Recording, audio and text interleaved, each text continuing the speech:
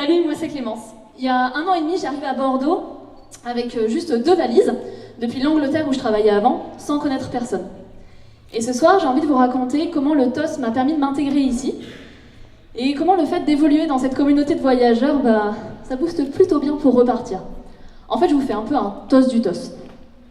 Quelques mois après être arrivée, je suis bien installée, j'ai ma petite déco, tout ça, mais je connais toujours pas grand monde. Du coup, je décide de m'inscrire à la salle de sport juste à côté de chez moi. Et là, je rencontre Claire, Anaïs et Eolia, qui sont en train de monter la première édition du TOS à Bordeaux.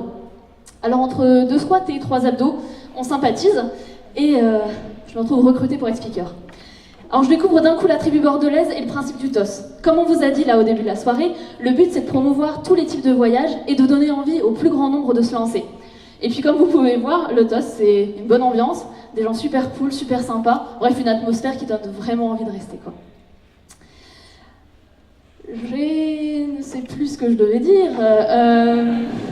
ça commence très très fort. En fait voilà, j'ai suivi le même parcours que tous les speakers qui vont parler ce soir. J'ai écrit mon speech, j'ai eu des répétitions avec des coachs, etc.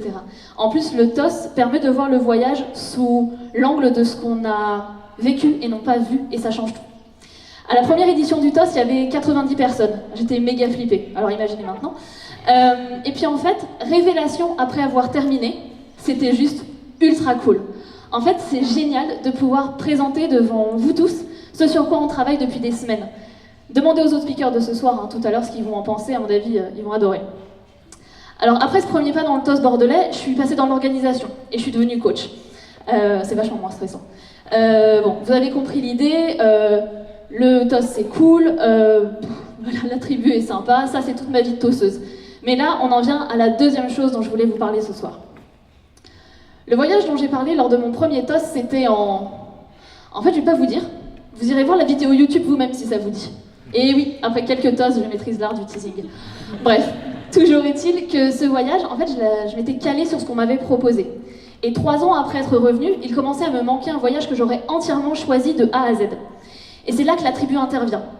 Tous nos échanges m'ont donné un coup de boost énorme pour me lancer et bâtir un nouveau projet. Partir en solo en Europe de l'Est. J'ai donc choisi des villes que je voulais visiter, le trajet, les modes de transport, j'ai fait un mix entre certitude et inconnu. Bref, mon premier voyage de grande, une grosse fierté. J'ai donc visité 4 capitales, Bucarest, Budapest, Vienne et Prague. Vous auriez dû voir la patate que j'avais le matin du départ.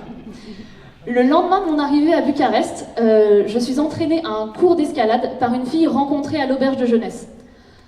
Alors grimper pour la première fois en Roumanie, c'est un souvenir que j'oublierai jamais et qui me prouve que j'ai vraiment bien fait de reprendre mon sac à dos. En termes de souvenirs, j'ai été plutôt gâtée. Il y a donc eu l'escalade en Roumanie, mais aussi les thermes extérieurs par -4 degrés à Budapest ou boire de l'absinthe à Prague.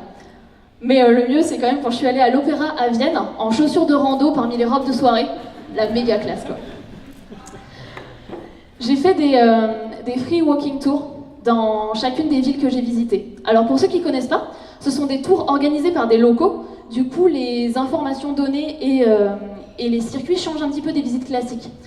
Par exemple, en Roumanie, notre guide était plutôt impliqué dans le mouvement anticorruption qui se développe là-bas, et c'était hyper intéressant.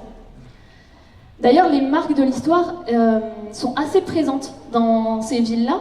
Il y a par exemple des traces du communisme et de ses extrêmes avec des immeubles, des barres d'immeubles d'un côté et des palais démesurés de l'autre, ou encore des traces de la monarchie ou de la Première Guerre mondiale. Ça nous montre que des choses, des pans de l'histoire qui peuvent nous paraître un peu lointains, sont encore en fait assez vivaces dans certains pays. Ça a sans doute déjà été dit, mais je le répète, voyager seul a plein d'avantages, et notamment 2 qui me touchent. Permettre de voyager avec soi-même et de prendre du temps pour soi, et se bousculer un petit peu pour aller à la rencontre de l'autre.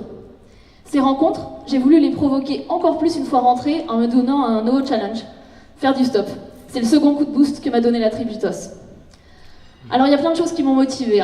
D'abord, je trouve qu'on a trop peur les uns des autres, sauf que là, le stop, ça demande d'avoir vraiment confiance en l'inconnu. Aussi parce que plein de copains du TOS en ont fait, y compris des filles toutes seules, et ça s'est bien passé pour elles, donc pourquoi pas pour moi. Et puis bon, blablacar, trop facile. Cette fois-ci, pas question de choisir Julie, 22 ans. Voilà, si je tombe sur quelqu'un d'autre, c'est parfait. Ce jour-là, c'est Saber qui s'arrête. D'habitude, il transporte de la viande de l'Espagne à la France. Là, c'est moi le morceau de viande qui l'emmène de Bordeaux à Carcassonne. Et puis, bon, comme il s'y connaît en abattoir, on a pu parler carcasse de veau et assassinat de poulet.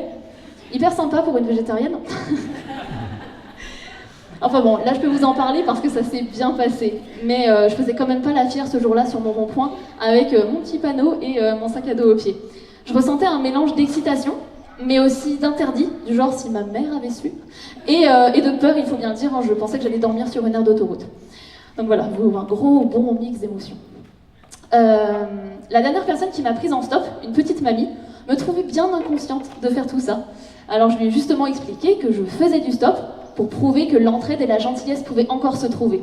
La preuve, j'arrivais de Bordeaux sans problème et elle allait faire un détour exprès sur son trajet pour me déposer là où je voulais. Alors je sais pas si je l'ai convaincue, mais moi j'ai atteint mon objectif. Voilà tout ce que je voulais vous raconter ce soir. Oser des nouveaux challenges, oser de nouvelles façons de voyager, c'est toujours hyper enrichissant.